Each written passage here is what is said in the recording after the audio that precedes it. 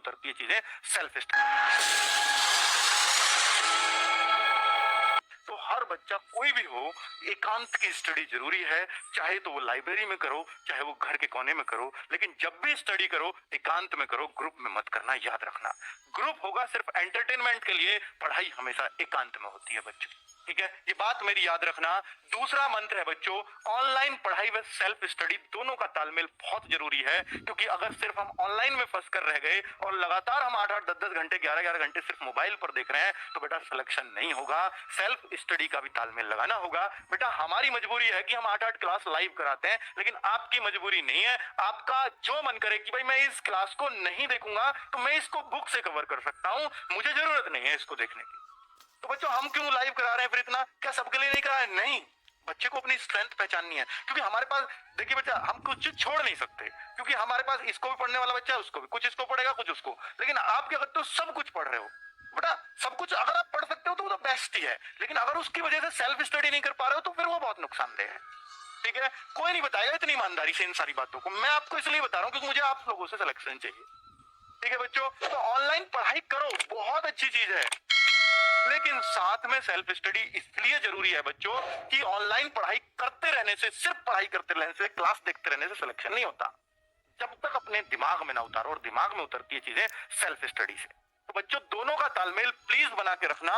मैं ये मानता हूं मैक्सिमम मैक्सिमम मैक्सिमम 5 से 6 आवर क्लास ऑनलाइन लेनी चाहिए, इससे ज्यादा नहीं लेनी चाहिए। ठीक है, और अगर 5-6 आवर्स ऑनलाइन ले रहे हो तो बेटा 5 आवर्स की सेल्फ स्टडी भी चाहिए, जो बुक से हो सकती है, नोट्सों से हो सकती है। ठीक है, फिर सर कैसे करें, क्लास तो ज्यादा है, तो बेटा आप उस सब्जेक्ट को छोड़ो जिसको आप बुक से कर सकते हो। आपको लगता है मुझे बुक से और मुझसे क्लास से दोनों से इच्छा होगा, तो आप करिए, फिर आप बुक को प्रीफर करिए, क्योंकि इतनी क्लास आप नहीं देख पाओगे, मुझे भी पता है, रेगुलरली तो नहीं देख पाओगे। इस तालमेल को उन सब बच्चों ने बहुत बेहतर बिठा रखा था।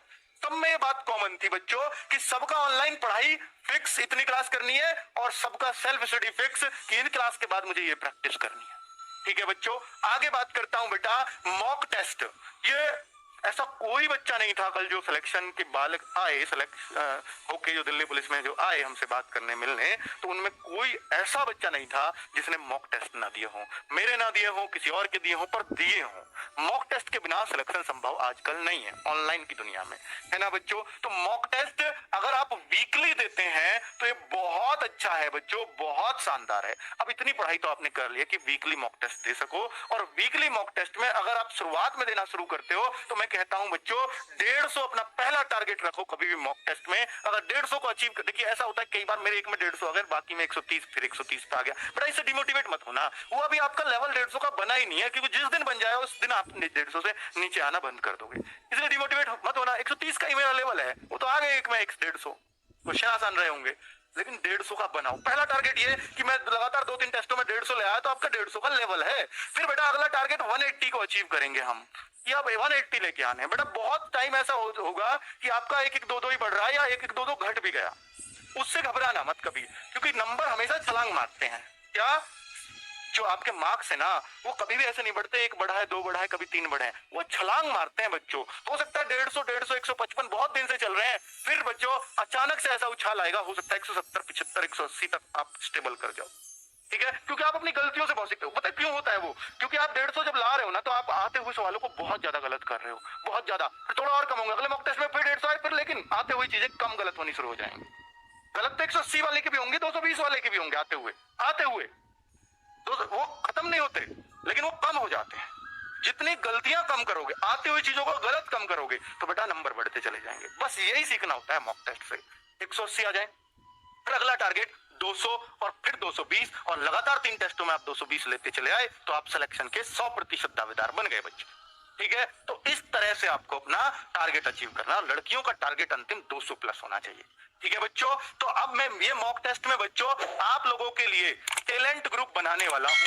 टैलेंट ग्रुप जैसे हमने यूपीएसआई में बनाए, ऐसे ही हम टैलेंट ग्रुप अब इस बार से मॉक टेस्ट में बनाएंगे, और बच्चों उनको हम जरूर कुछ ना कुछ अच्छी चीज भी प्रोवाइड कराएंगे अपनी तरफ से, जो भी गिफ्ट हमारे लिए हमसे बनेगा। जैसे हमने यूपीएसआई वालों को तो फ्री मॉक टेस्ट दिए थे, पूरी टेस्ट सीरीज फ्री कर दी थी टैलेंट ग्रुप वालों के लिए। एक तो आप बच्चों पढ़ाई अपने लिए करो, और फ्री हम बांटे फिर आपको, क्योंकि हमें भी होशियार बच्चों से खुशी होती है बच्चों। ठीक है, तो टैलेंट ग्रुप बनना शुरू होगा, उसमें हमारे सजेशंस भी आपको मिलेंगे साथ साथ, और ये ऐसा नहीं सिर्फ खाकी बैच वाले जो हमसे बैच में पढ़ रहे हैं उनके लिए, नहीं, ओपन कंपटीशन चाहता हूं मैं इसको। कोई कहीं भी पढ़ रहा है, टेस्ट दीजिए आके, टैलेंट ग्रुप में शामिल होइए, सब बच्चों से आपस में भी जानने का मौका मिलेगा ये बच्चा क्या करता है। उसमें हम होशियार बच्चों के कमेंट्स लेते हैं, भाई आप कर क्या रहे हैं, ठीक है। तो लेकिन शामिल वही होगा जिसके अच्छे मॉक टेस्ट में अच्छे मार्क्स आएंगे।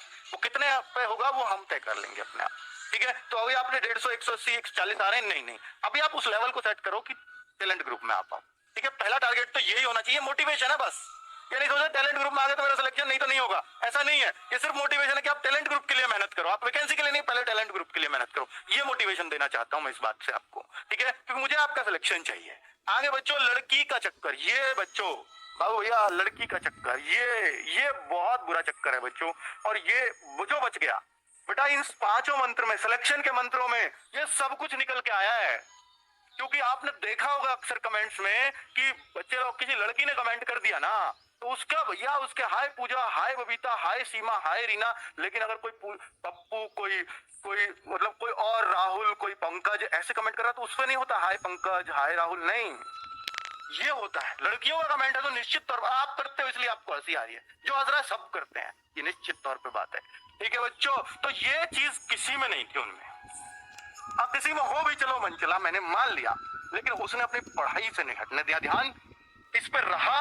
तो हो सकता है कोई लिमिटेड उसमें, बहुत लिमिटेड उसमें। लेकिन बच्चों अब आप क्या करते हो, क्योंकि बच्चों आपकी नई नई एज होती है, आपने अभी जिंदगी के धक्के नहीं खाए हुए होते, क्योंकि आपकी एज 18, 22, 23 साल है और इसमें अभी आपको धक्कों का पता नहीं है। इसके निकलने के बाद, एज निकल जाए भर्ती होने के बाद, भर्ती ना हो पाओ और जब एज निकल जाए तो बेटा धक्के तब पता चलती है क्या होता है, ठीक है। तो मैं आपसे कहूंगा कि बेटा ये पूछना बंद कर दो आपका। देखिए लड़कियां भी, मतलब फिर ऐसा होता है कि हाय पूजा उसने बोल दिया, कि उसने बोल दिया हाय राहुल, इतने में तो राहुल बेटा फिर रोज पूजा को ढूंढेगा कमेंट में, ये निश्चित बात है, ठीक है। वो रोज ढूंढेगा कहां गई पूजा, और उसने, पूजा ने हाय राहुल कह के उस राहुल की जिंदगी तबाह कर दी।